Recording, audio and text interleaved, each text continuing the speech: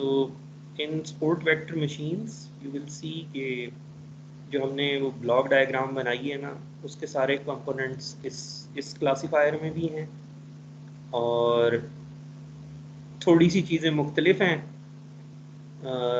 लेकिन काफ़ी सारी चीज़ें वही हैं। तो you will see कि just by changing the cost function slightly we have come up with a new classifier, और हम ये देखेंगे कि इसका हमें फ़ायदा क्या होता है इस क्लासीफायर का। तो इसकी जो बेसिक एग्जांपल है वो ये है कि लेट से आप इमेजिन करें कि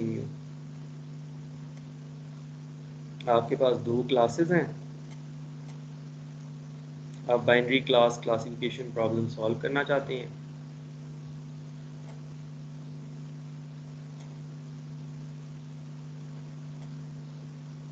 तो ये मैंने बाइनरी क्लासेस बना दी हैं। तो एक हमारे पास जो है मैं डिसीजन बाउंड्रीज बनाने की कोशिश करता हूँ। अब कुछ एक ये डिसीजन बाउंड्री बना दी मैंने, एक ग्रीन वाली बना देता हूँ, और एक मैं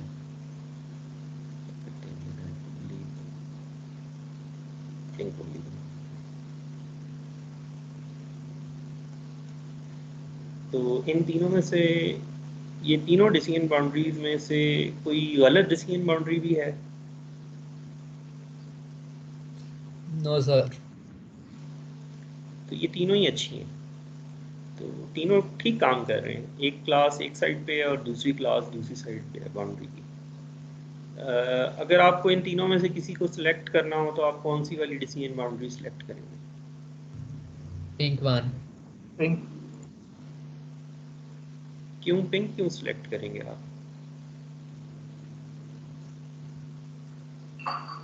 सर किसी एक की तरफ उसका टिल्ट नहीं है, बायस नहीं इतनी ज्यादा। लेकिन यहाँ पे तो 22 वाली बात ही नहीं है ना, तीनों ठीक काम कर रहे हैं।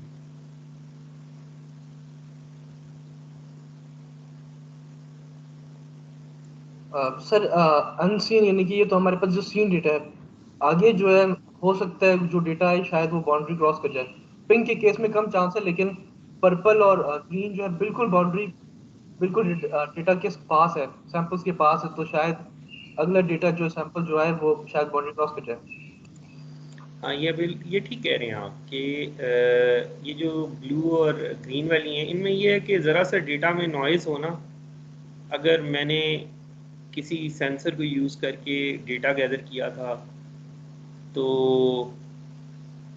फ़र्ज़ करें मैं रेजिस्टेंस ही मेजर कर रहा था, एक फीचर रेजिस्टेंस था मेरा, तो रेजिस्टेंस में टॉलरेंस होती है, तो परफेक्ट तो नहीं होता कोई भी सिस्टम। तो ये जो ग्रीन वाला केस है, इसमें ज़रा सी नॉइज़ और आए ना तो रेड वाला पॉइंट शिफ्ट हो सकता है।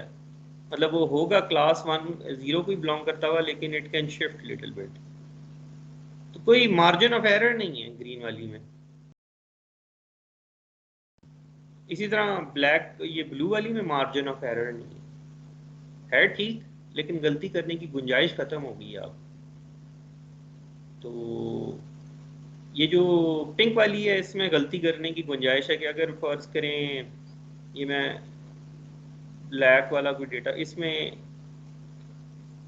थोड़ा सा इस वाले डेटा पॉइंट में थोड़ी सी नॉइज़ अगर आ गई और ये थोड़ा सा शिफ्ट हो गया, तब भी पिंक वाला इसको ठीक क्लासीफाई करेगा, लेकिन ये जो ब्लू वाला है वो इसको गलत क्लासीफाई करेगा। तो जो हमने अभी तक ब्लॉक डायग्राम बनाई है ना, उसमें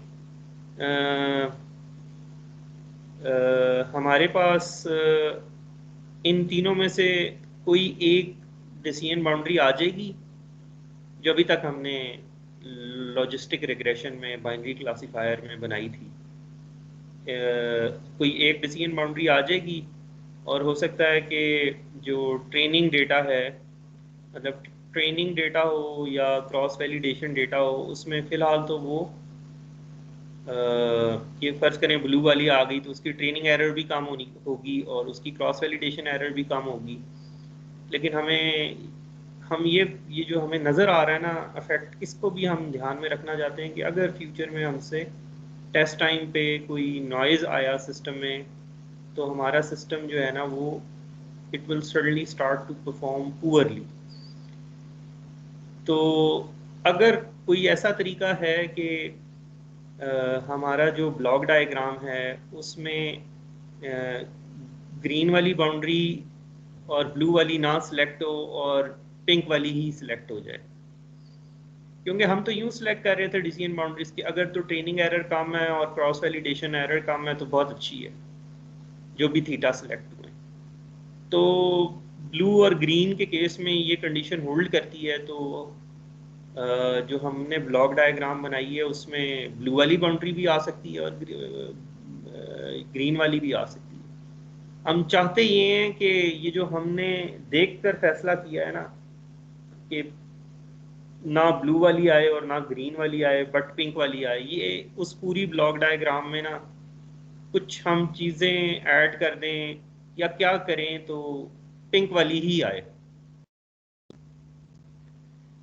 तो वो पूरी ब्लॉक डायग्राम तो हमें याद ही होगी अब कि किसी ने डेटा दिया हुआ है हमें, और हम जो है ना पहले इसको पहले ब्लॉक, ये जो पहला ब्लॉक है उसमें एक ब्लॉक है थीटा ट्रांसपोज एक्स वाला, दूसरा ब्लॉक आ जाता है हमारा सिग्मॉइड वाला, थीटा ट्रांसपोज एक्स कह लेते हैं, सिग्मॉइड ड्रॉ कर लेता हूँ यहाँ पे। इसकी जो आउटपुट है और ये जो लेबल है डेटा में इधर से जो आ रहा है, इसका फिर हमने कॉस्ट फंक्शन बनाया था, वो याद है आप लोगों को?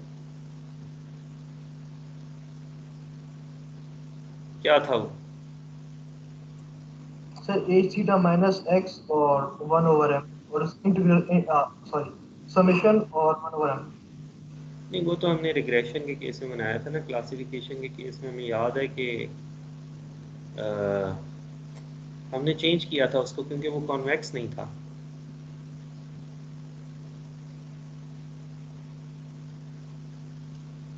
सर हमने लॉग लिया था, माइनस लॉग ऑफ और फिर आगे -1 माइनस लॉग ऑफ 1 माइनस। हाँ, तो वो एक पूरी इक्वेशन यहाँ पे हमने लिखी थी। तो फिर ये वाला बॉक्स है, ये जो ब्लू वाला बॉक्स मैंने बनाया हुआ है, ये क्या कर रहा होता है?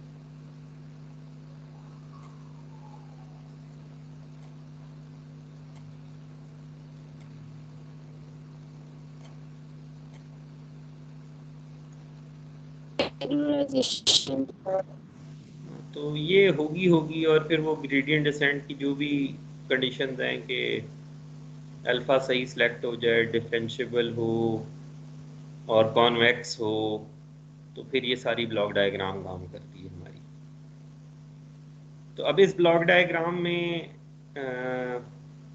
ब्लू वाली बाउंड्री भी आ सकती है, ग्रीन वाली भी आ सकती है और पिंक वाली भी आ सकती है। तो हम जो है ना इस ब्लॉक डायग्राम में कुछ चेंजेस करना चाहते हैं ताकि पिंक वाली आए जब भी आए। तो जब हम ये कर लेंगे ना तो हम उसको कहेंगे कि जी हमने सपोर्ट वेक्टर मशीन बना दी। ठीक है, तो हम देख लेते हैं ये जो ये वाला बॉक्स है, ये वाला बॉक्स है, इसमें क्या टर्म्स थी, हमने प्लॉट भी की थी।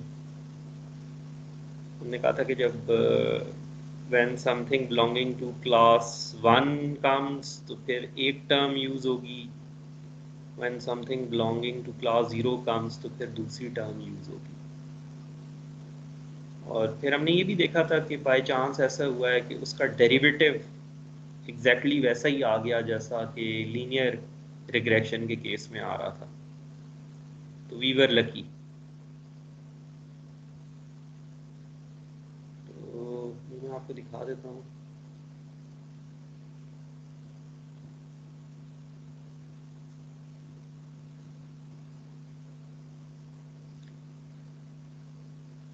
तो बुनियादी तौर पे हमने जो हमारा डिसीजन बाउंड्री है थीटा ट्रांसपोज एक्स, ये पोलिनोमियल है ना, थीटा ट्रांसपोज एक्स, थीटा भी एक वेक्टर है और एक्स भी एक वेक्टर है।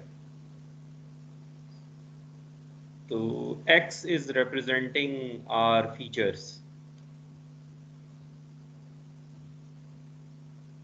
तो फिर जो थीटा ट्रांसपोज को फिर हमने पास किया सिग्मॉइड में से, तो ये हमारा केस था कि अगर थीटा ट्रांसपोज x पॉजिटिव है तो इसका मतलब ये है कि द आइटम जो इनपुट है it is on one side of the decision boundary, तभी थीटा ट्रांसपोज x पॉजिटिव होगा। और अगर ये पॉजिटिव हुआ तो ईच थीटा ऑफ x कोई बड़ी वैल्यू देगा क्लोजर टू 1। तो ये हमारा जो है ना लॉजिस्टिक रिग्रेशन था, ये हमारा हाइपोथेसिस थी। और फिर हमने ये देखा था कि जब हमारी हाइपोथेसिस ये हो जाती है तो मीन स्क्वायर एरर वाला जो कॉस्ट फंक्शन है वो काम नहीं आता, उसको बदलना पड़ता है क्योंकि फिर वो कॉन्वेक्स नहीं रहता। तो फिर मैथमेटिशियंस ने हमें एक और कॉस्ट फंक्शन बना के दिया था जो कि कॉन्वेक्स हो गया था। तो इसमें हमारा एम ये होता है कि जब when an input comes that belongs to class 1 which means y is equals to 1, हम चाहते ये हैं कि h theta of x should be closer to 1, और ये तभी पॉसिबल है कि theta transpose x is greater than 0। अगर तो theta transpose x is let's say 0.001, तो क्या होगा if theta transpose x is greater than 0 but slightly greater than 0, ये कब होगा केस?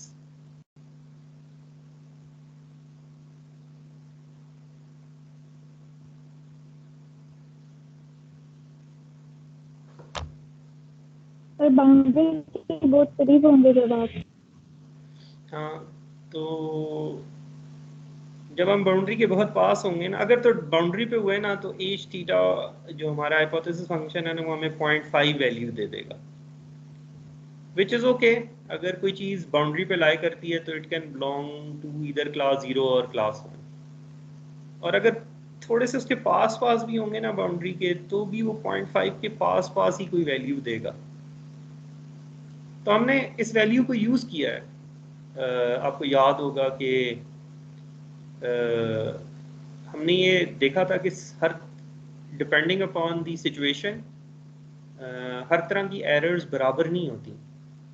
कभी हम एक तरह की एरर्स करने की हमारे पास गुंजाइश होती है और कभी हमारे पास दूसरी तरह की एरर्स करने की गुंजाइश होती है। तो इस नंबर को हम यूज तो कर ही रहे थे, बट आइडली हम ये चाहेंगे ना कि जब हमारे आइटम आए जो कि बिलोंग करता हो क्लास 1 को, तो theta transpose x should not be slightly greater than 0 but considerably greater than 0। तो जब ये होगा तो h theta of x will be 1। और when a data item comes which belongs to class 0, then h theta of x should give you output 0, or in other words theta transpose x should be less than 0। कोई बहुत बड़ा negative number होना चाहिए, ये हमारी ख्वाहिश है ना। तब हम कहेंगे कि हमने अच्छे वाली डिसीजन बाउंड्री पता चला दी।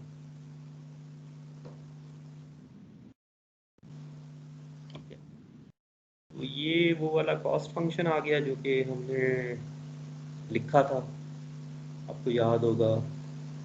इधर h थीटा x की जगह ना हमने अपना वही पूरा हाइपोथेसिस फंक्शन यहाँ लिख दिया, ये सेकंड रो में नजर।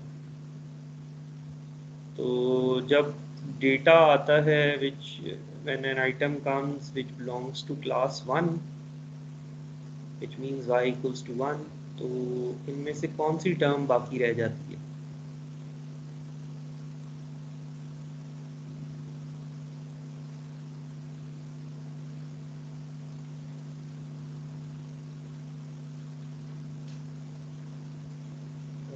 सर ये पहले वाली टर्म रह जाएगी बाकी, माइनस वाई लॉग ऑफ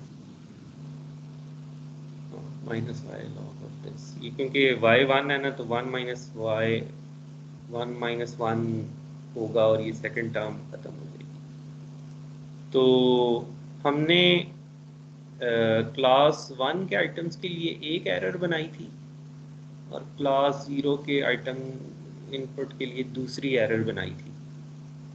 तो अब आप फर्ज करें कि क्लास 1 का ही इनपुट आया है, तो ये दूसरी एरर हमने नहीं यूज़ की, ये जो सेकंड टर्म है, ये बस जो लेफ्ट साइड पे पहले वाली है ना, सिर्फ ये रह गई है। तो ये अब आपने प्लॉट किया था, if theta transpose x is greater than 0, तो फिर ये सिग्मॉइड फंक्शन की क्या आउटपुट होगी?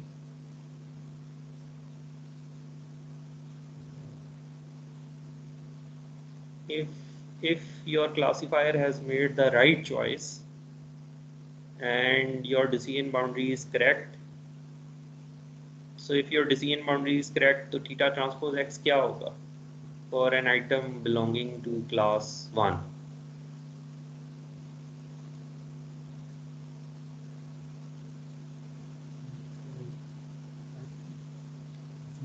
जीरो तो 0 है, नहीं, थीटा ट्रांसपोज एक्स तो बहुत बड़ा है। तो पॉजिटिव वैल्यू आएगी ना। 0 तो तब है कि डेटा आइटम बाउंड्री पे लाया करता है। हम ये कह रहे हैं कि हमने अच्छे वाले थीटा पता चला लिए और हमारे क्लासीफायर ने सही फैसला किया है, तो वो सही फैसला क्या होगा? Theta transpose x is greater than 0। Greater positive number. तो फिर ये 1/1 प्लस ई की पावर माइनस बहुत बड़ा पॉजिटिव नंबर का क्या रिजल्ट होता है? सर ये 1 दे देगा सर, ओवरऑल log ऑफ 1 हो जाएगा। हाँ, तो लॉग ऑफ 1 क्या होता है? 0। 0। तो ठीक है, यही हम चाहते थे ना कि अगर तो हमारे क्लासीफायर ने ठीक फैसला कर लिया है, तो जो एरर है वो 0 होनी चाहिए। ए की इनपुट आई थी, वो बिलोंग करती थी क्लास 1 को, और हमारे क्लासीफायर ने सही फैसला कर लिया, उसको बाउंड्री की सही साइड पे प्लेस कर दिया। Theta transpose x is a positive number. तो अगर थीटा ट्रांसपोज एक्स नेगेटिव हो जाता, इसका मतलब है हमारे थीटा गलत है, इसका मतलब है हमारा क्लासीफायर गलत है, तो फिर क्या होना था? 1/1 प्लस ई की पावर क्या होना था? 0 आ जाना था। तो log ऑफ 0 क्या होता है? बहुत बड़ी वैल्यू।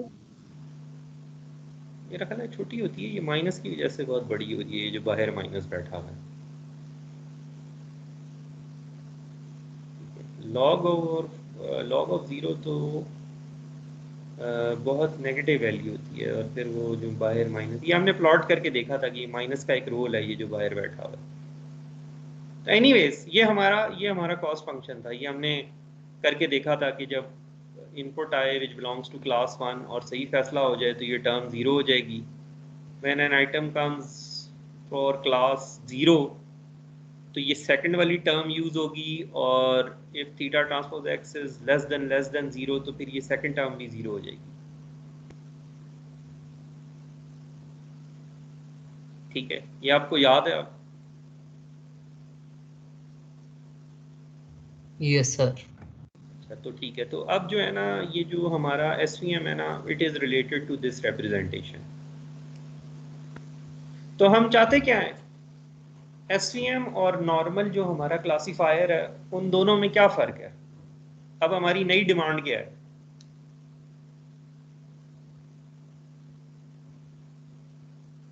पहले तो हमारी ये डिमांड थी ना कि चीज़ें क्लासीफाई हो जाएं ठीक। अब हमने नई शर्त क्या रख दी है? सर कि अगर अनसर्टेनिटी हो जाए तो हमें फिर भी यानी कि थोड़ी सी अनसर्टेनिटी या नॉइस हो जाए तो फिर भी हमारा क्लासिफायर यानी कि मैक्सिमम एफिशिएंसी दे। ये हमारी नई शर्त है ना, तो इसमें कुछ तब्दीली करनी पड़ेगी। ये जो हमारा कॉस्ट फंक्शन है, इसमें थोड़ी सी तब्दीली करनी पड़ेगी। आप चाहते ये हैं कि ये जब आपकी डिसीजन बाउंड्री बना ली ना आपने, तो थीटा ट्रांसपोज एक्स जो है ना पॉजिटिव क्लास के लिए, it should not be only greater than 0, it should be greater than 0। ये नई आपकी रिक्वायरमेंट है ना। इसका मतलब ये है कि डिसीजन बाउंड्री उस आइटम से थोड़ी दूर है, तभी ये ग्रेटर ग्रेटर देन 0 होगा ना। यस ठीक है, ये देखें ना आप, ये जो ये वाला आप इमेजिन करें कि ग्रीन वाली डिसीजन बाउंड्री है और ये वाला डेटा आइटम आया, तो इसने क्लासिफायर तो ठीक कर लिया, theta transpose x is greater than 0, but we want the decision boundary to be far away from our data item. तो वो तभी पॉसिबल है कि जब theta transpose x is greater greater than 0। तो इसी तरह जब when an item belongs to class 0 comes, तो फिर आप दूसरी आपकी आप चाहते हैं कि जब 0 वाला हो तो theta transpose x is less than. तो अब हमने शर्त रख दी है, जो ये तस्वीर में हमने फैसला किया है ना, उसको मैथमेटिकली जब हमने कन्वर्ट किया है ना, तो वो इस शर्त में कन्वर्ट हो गया कि theta transpose x should be greater than 0 and theta transpose x should be less than 0 for data item belonging to class 0। तो ये जो तस्वीर बनाकर हम बात कर रहे हैं ना, ये जो नीचे मैथ लिखा है, इसमें भी हम वही बात कर रहे हैं। ठीक है,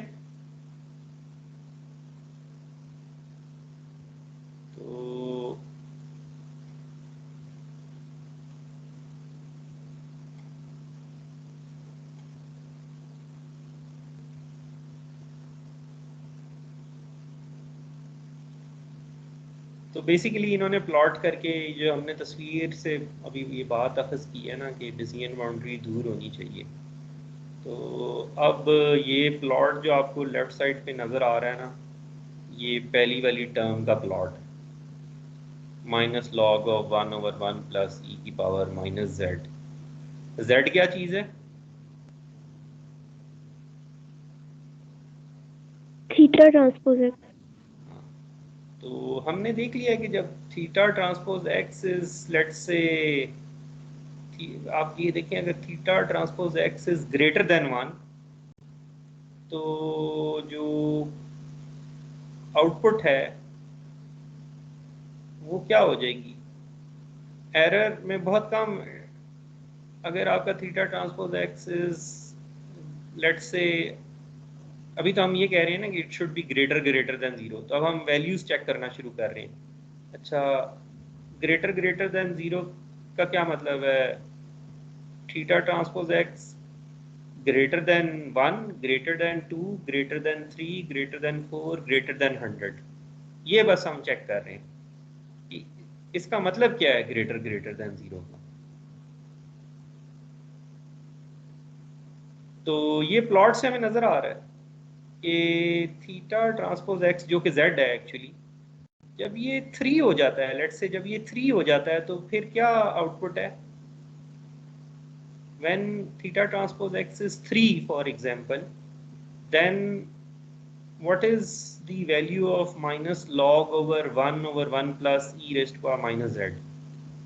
अगर आपका z या थीटा ट्रांसपोज x 3 हो जाए, तो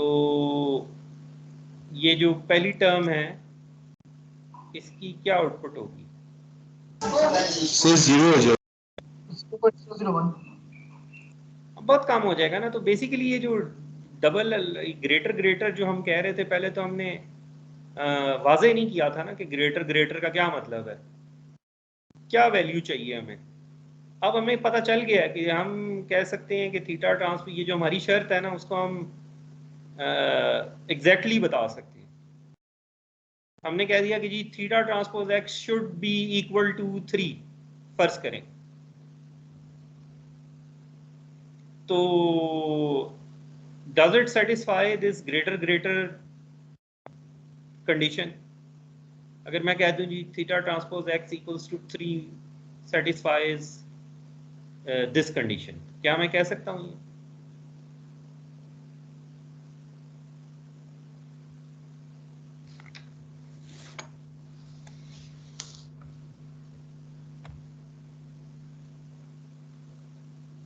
तो जब 3 पे जा रहे तो बिल्कुल 0 के करीब ही तो जा रहे थे। हाँ मतलब पहले हमें पता नहीं था ना कि ग्रेटर देन 0 का क्या मतलब है। अब हमें प्लॉट बनाने के बाद हमें नजर आ गया है कि थीटा ट्रांसपोज एक्स अगर 3 हो जाए ना तो इट मींस कि theta transpose x is greater than 0, क्योंकि थीटा ट्रांसपोज एक्स इतना पॉजिटिव हो जाएगा कि जो सिग्मॉइड फंक्शन है it will be close to 1, and if it is closer to 1 then minus log of that sigmoid output is almost 0.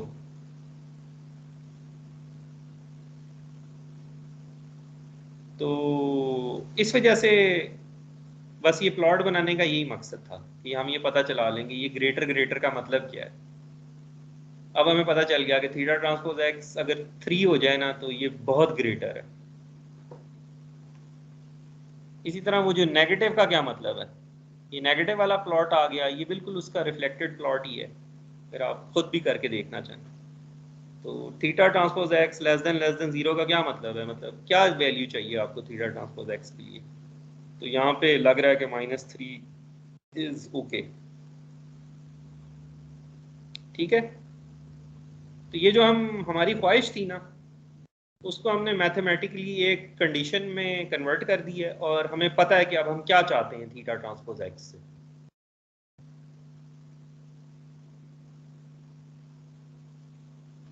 Okay तो ये हो गया काम हमारा ख़त्म। अब हमें पता है, ये प्लॉट करने से हमें बात पता चल गई, ये जो एक आर्बिट्रेरी सी बात हमने कर दी थी ना कि ग्रेटर एंड लेस देन इनका मतलब क्या है। तो ये हमारे पास एक इक्वेशन आ गई। तो ये वही इक्वेशन है जो हमने पहले लिखी हुई थी, इसमें कुछ चेंज किया है हमने। Do you see anything different in this equation जो कि हम लॉजिस्टिक रिग्रेशन में हमने कॉस्ट फंक्शन लिखा था उसमें और इस इक्वेशन में कुछ फर्क है? ये जो सर नजर आ रहा सर माइनस का साइन पहले बाहर था, इस बार हम लॉग के साथ बिल्कुल ले आए हैं। ठीक है, उससे फर्क तो इक्वेशन पे तो कोई फर्क नहीं पड़ता ना, वो तो हम मैथमेटिकल प्रॉपर्टी अब अभी दोबारा बाहर ले लेंगे। ये जो समेशन है उसके रिजल्ट पे कोई फर्क नहीं पड़ता। दोबारा इन्होंने ना सिंबल यूज कर लिया, ये पहली वाली टर्म बहुत लंबी हुई है ना, तो इन्होंने कहा कि जी मैं इसको लॉग नहीं लिखूंगा, मैं इसको कॉस्ट 1 कह दूंगा, और मैं इधर दूसरे वाले में भी लॉग नहीं लिखूंगा, मैं उसको कॉस्ट 0 कह दूंगा। तो ये नई इक्वेशन बन गई, अभी भी कुछ बदला नहीं है, सिंबल बस एक सिंबल चेंज किया है कि पूरी कॉस्ट लिखने की बजाय ना लॉग वाली टर्म्स लिखने की बजाय हमने रिप्लेसमेंट कर दी, जस्ट टू सिंप्लीफाई। तो अभी तक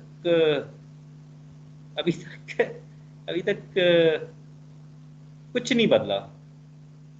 तो वो जो हमारी ख्वाहिश है वो कैसे पूरी होगी, कुछ चेंज करना पड़ेगा ना। वो जो हमने शर्त रखी हुई है कि डिसीजन बाउंड्री जो है ना सारे पॉइंट्स से दूर हो, या दूसरे लफ्जों में ये theta transpose x should be greater than 3, और ये दूसरी टर्म के लिए theta transpose x should be less than -3। वो शर्त कैसे पूरी करें हम? तो अच्छा, उससे पहले ना आपने मुझे एक चीज़ का जवाब देना है बस। Almost SVM is almost finished, we will see कि कैसे ये शर्त पूरी होती है। तो one thing I want to tell you, you see in any system that you're designing, in the end there will be a cost function। और मैंने आपको कहा था कि ये जो सेकंड टर्म है ये हमेशा हर जगह होगी, ये 4 के डब्बे की तरह होती है। तो इस सेकंड वाली टर्म का क्या मकसद होता है? सर हमारे फंक्शन को फ्लेक्सिबल बनाना। यस सर, नॉन लिनियरिटी का। ये जो सेकंड वाली टर्म है ना ये इस वजह से रखी थी कि अगर ज़रूरत से ज़्यादा फ्लेक्सिबिलिटी है तो उसको कम कर दें। ओवरफिटिंग से बचने के लिए रखी हुई थी हमने,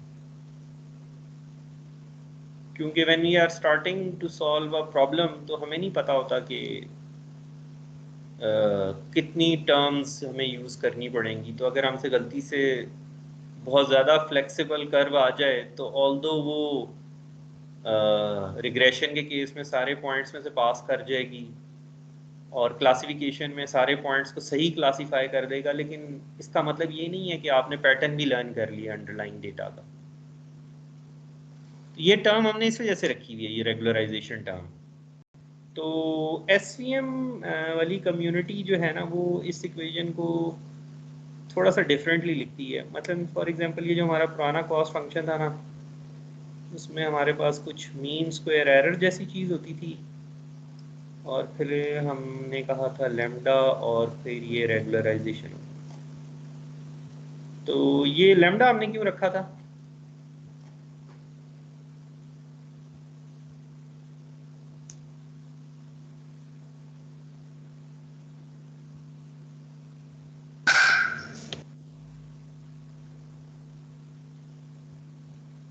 ओवरफिटिंग को कंट्रोल करने। हाँ ठीक कह रहे हैं आप। असल में ये था कि ये वाली टर्म और ये वाली जो टर्म थी ना, इन दोनों की यूनिट्स डिफरेंट थी। इन दोनों में बैलेंस क्रिएट करना पड़ता है ताकि दोनों को इम्पोर्टेंस मिले। तो इस वजह से ये एक नंबर है जो कि हमें चाहिए होता है, लैम्डा। तो अगर हमने लैम्डा बहुत ज़्यादा कर दें तो क्या होगा? If lambda is very large what will happen? Sir जो आर वाली टर्म है, हमारी रिलेशन वाली टर्म है, इसकी इंपॉर्टेंस ज्यादा बढ़ जाएगी। मतलब दूसरे लफ्जों में ये कम होगा ना तो ही जे कम होता है। अगर लैम्डा बहुत बड़ा है ना तो जे तब कम होता है जब आर कम होता है या सेकंड वाली टर्म कम होती है। और लैम्डा अगर बहुत ही बड़ा है ना तो पहली वाली चीज को तो आप भूल ही जाए ना, इसको तो आप भूल ही जाए। अगर लैम्डा बहुत ही बड़ा कर दिया आप, जे ने तब कम होना है जब इस दूसरे वाले ने कम होना है। और ये दूसरे वाला कैसे कम हो सकता है?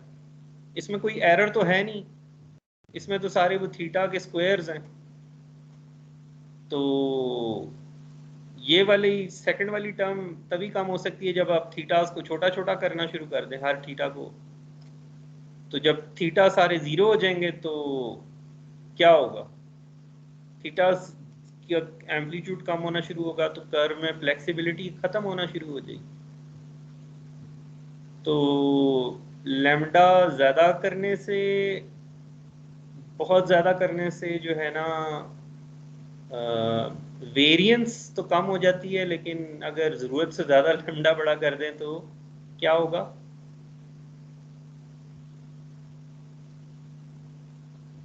If lambda is very large, what will happen then? Sir एक तो कॉस्ट भी कम नहीं होगी, दूसरा इंटरफेक्ट करना शुरू कर देगा। लर्निंग कम कॉस्ट होगी। तो कम हो जाएगी जब सारे थीटा आप जीरो कर देंगे तो। लर्निंग नहीं होगी, थीटा जीरो हो जाएंगे, सिर्फ डीसी एक वैल्यू आ जाएगी। हाँ मतलब थीटा पता चलाने के लिए सारी जस्तजू थी ना, पूरा सेमेस्टर पढ़ा है तो थीटा तो जीरो हो गए। तो ठीक है।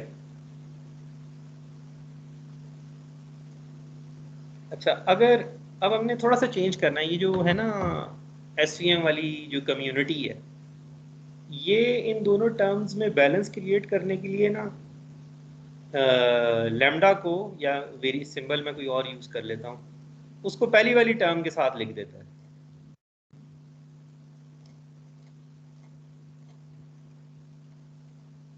ये यूं लिख देते हैं इसको। तो डज इट चेंज एनीथिंग अगर हम यूं लिख दें तो?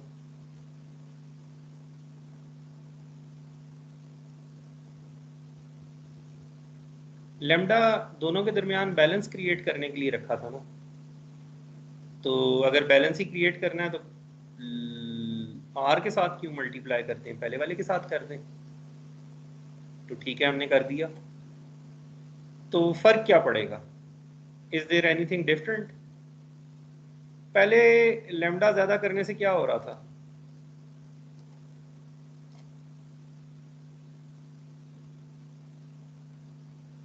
रेगुलराइजेशन हो रही थीटा थी, जीरो लैम्डा ज्यादा करने से रेगुलराइजेशन ज्यादा हो रही थी ना। सी ज्यादा करने से क्या होगा?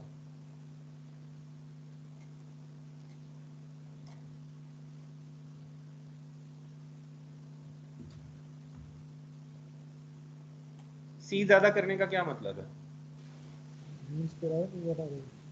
मतलब सी ज्यादा करने का मतलब ये है कि मीन स्क्वायर एरर को ज्यादा इंपॉर्टेंस दें कि भाई एरर कम होनी चाहिए। तो सी ज्यादा होने का मतलब ये है कि रेगुलराइजेशन नहीं हो रही।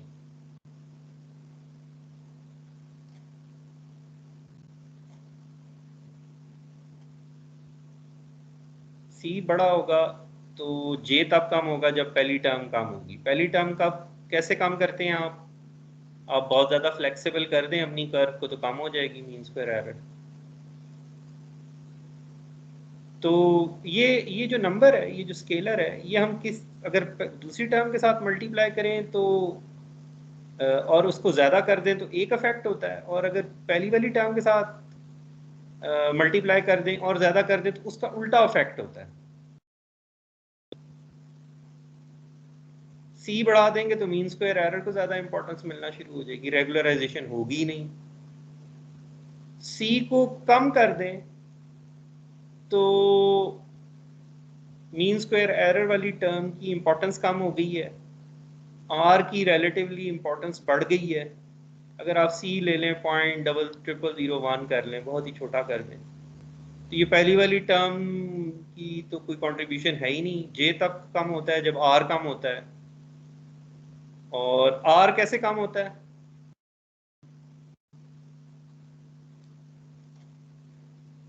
थीटा जीरो करने से आर कम होता है। तो इसका मतलब यह है कि अगर सी के जरिए आपने रेगुलराइजेशन करनी है तो सी को छोटा करें, लैम्डा के जरिए रेगुलराइजेशन करनी है तो लैम्डा को बड़ा करें, क्योंकि अल्टीमेटली ये जो भी स्केलर है ये इन दोनों टर्म्स के दरमियान बैलेंस क्रिएट कर रहा है ना।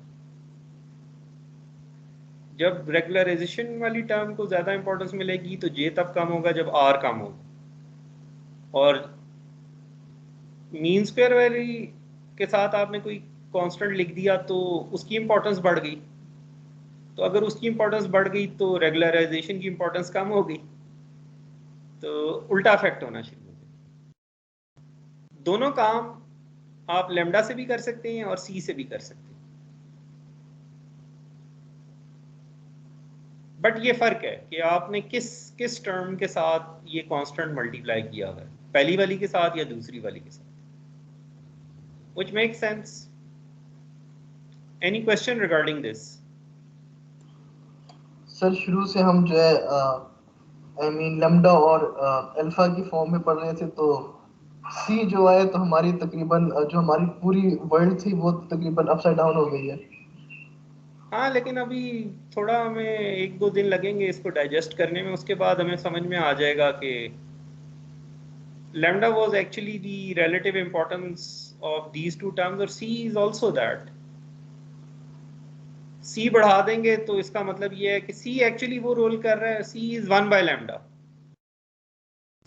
c को बढ़ाने का मतलब है कि मीन स्क्वायर एरर को आप ज्यादा इंपॉर्टेंस दे रहे हैं, और मीन स्क्वायर एरर को ज्यादा इंपॉर्टेंस देने का मतलब है कि रेगुलराइजेशन को आप कम इंपॉर्टेंस दे रहे हैं। तो अगर रेगुलराइजेशन की कोई अहमियत ही नहीं है, कोई वक़्त ही नहीं है, तो फिर रेगुलराइजेशन तो नहीं होगी। तो फिर रेगुलराइजेशन ना हो तो क्या होता है? ओवरफिटिंग होती है। तो ये जाकर ना जरा आज रिहर्स दिस थिंग कि सी से आप सी के केस में ओवरफिटिंग अंडरफिटिंग कैसे होती है, और लैम्डा के केस में ओवरफिटिंग अंडरफिटिंग कैसे होती है। It's just that the SVM community likes to write this number with this first term। ये जो एक कांस्टेंट है ना, ये वो पहली वाली टर्म के साथ उन्हें लिखने की आदत है।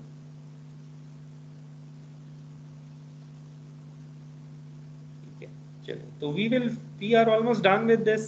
ये हम कल देखेंगे कि कैसे हमारी ब्लॉक डायग्राम में क्या चीज़ हमने चेंज करनी है, तो पिंक वाली डिसीजन बाउंड्री आना शुरू हो जाएगी। तो बाकी बातें वही हैं। अच्छे वाला SCM कैसे पता चलेगा? हम एरर देखेंगे, क्रॉस वैलिडेशन, और जिसकी क्रॉस वैलिडेशन एरर अच्छी है, कम है, वो अच्छा है। और अगर उसको फर्दर बेहतर करना है तो फिर हम ट्रेनिंग एरर जाके देखेंगे। तो अगर ट्रेनिंग एरर और क्रॉस वैलिडेशन एरर दोनों ज़्यादा हैं तो एक तरह का मसला है SCM को, और अगर ट्रेनिंग एरर कम है और क्रॉस वैलिडेशन एरर बहुत ज़्यादा है तो SCM को दूसरी तरह का मसला है। तो वो जो मसले हैं उन सब का इलाज हमें पता है क्या कैसे करना है। डेटा बढ़ाना है, फीचर बढ़ाने, कम करनी है, रेगुलराइजेशन कम करनी है, ज़्यादा करनी है। तो वो जो हमने एक टूल बॉक्स बना लिया है ना, वो हर जगह एप्लीकेबल है।